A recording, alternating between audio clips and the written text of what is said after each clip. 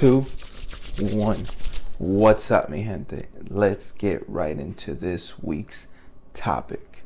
Originally, when I was planning on recording these 26 episodes, I did not have this one planned for the book. But what we live is life and things happen. And if you notice the watermark in the beginning of this video, you notice that there has been a huge jump. Now, if you're wondering, am I in a new location? Yes. Has a lot of shit gone on? Yes. Has a lot of change happened? Yes. But I'm saving all that for a video specifically for like the first half of this year, but that's gonna be like in a regular type vlog update video that I do. I didn't want to kind of update you on this because this whole open forum isn't for that just yet. I don't know, it might change in the future. I've been thinking about it a lot, and you know, just this creative mind that I have does not stop.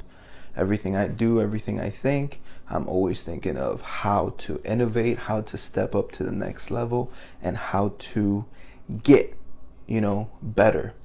And it just happened that it's been a while since I recorded, so this is the first video out. Even though the video that I'm going to post tonight was shot like a little bit over a month, close to a month and a half now, this video I'm posting tomorrow. And then I'm shooting another one so I can post it. So basically what I'm trying to do is catch up. And now that I spent the first 2 minutes of telling you what the schedule is, now you know if you see a video every single day for like a week. Sunday I might double stack 2 videos, and then Monday, no, that would be for Sunday, and then Monday I would upload the one, and then next week or 2 weeks from now is when I complete this 26 episodes, which is crazy to me. I'm sorry to squeeze everything in the last 2 weeks, but like I said, a lot's happened. Now, this video, why am I recording it? By the title you can tell. It says, why Dalia? And I was even thinking of like changing the title of my very first episode of this, but it wouldn't be fair, right? Because there is this comedian named Chris D'Elia who, I guess society or Hollywood or social media canceled him.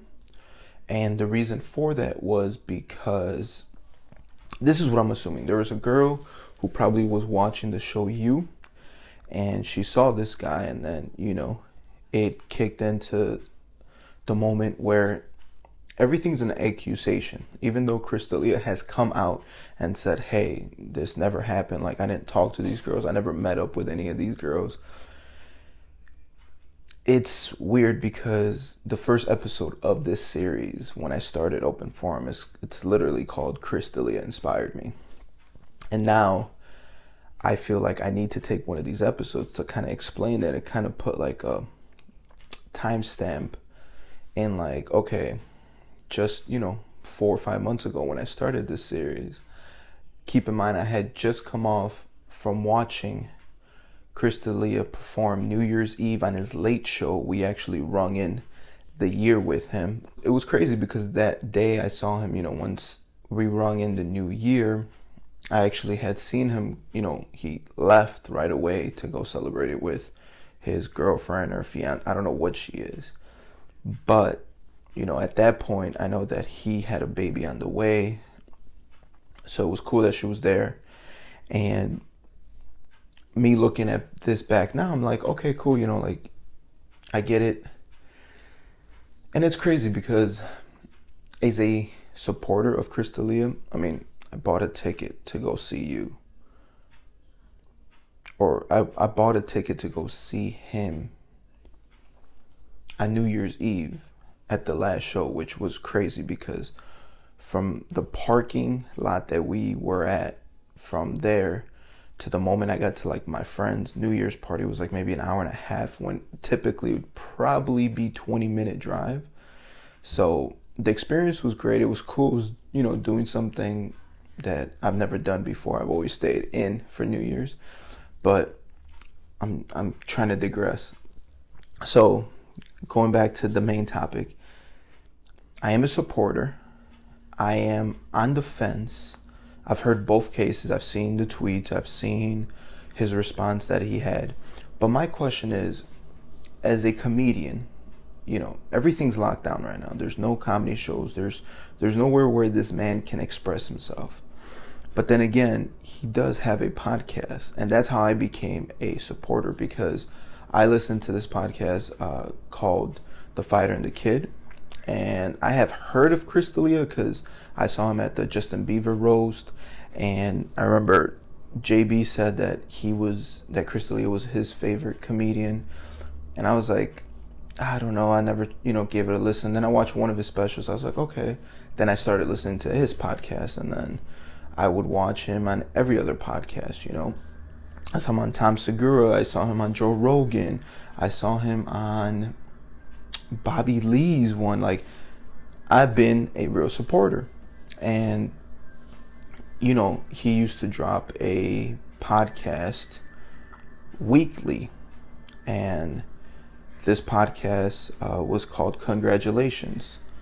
And it's crazy because now I had to step back and I had to be like, okay, there's some things that are sus, such as him calling his fans or, his supporters, like people who mess with him, babies, right? So his whole theme of the podcast is that he's trying to build a cult, which now everything can be used against him, and everything does seem sus as fuck because, okay, you call your fans babies. You're trying to build a cult. You have people tattooing themselves with the words "Life Rips," and your main audience is a very young audience. Like, a lot of people that, even when I saw him live, we were at the Chicago Theater. I think it holds like 1,400 people, and I would say majority was, my age, around early 20s, late 20s, maybe some early 30s. And then I think about it, because as a person who watched and listened to his podcast, like, I used to look forward to that. And then I still don't understand why this man did not. He has a platform. I even saw on his Instagram, people were going in so much that he had to disable his comments. And I don't blame him, because it's like, this man has a child at home, has a girl, the child's mother. I don't know, he doesn't really talk much about it. When it comes down to it, it's like, okay, like, you have a son, and it's just, to me, in this situation, silence has said a lot, because sure, a publicist of yours, or maybe you even reached out and, gave TMZ the scoop of like, hey, I never met up with young women.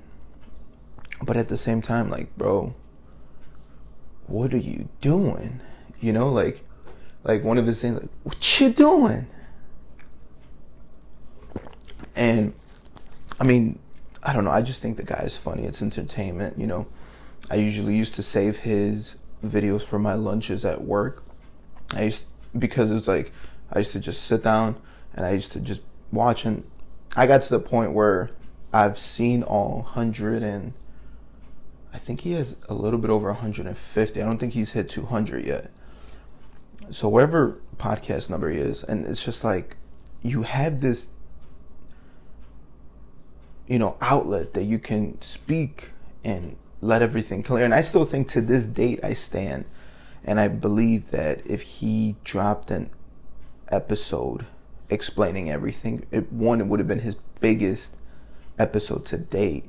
But at the same time, it's like his way to just give his fans an explanation of like what happened, and if he did do that, then you gotta step up to the plate, and it's so crazy because people on YouTube will dig, clips and make these videos where it's like, man, this guy, like, people knew, and I don't know, like, I wanted to stay quiet on the subject, but then again, I'm like, do I change it? But then the whole episode one of my series was like explaining that the reason I did this was because I used to listen to this guy for a whole year.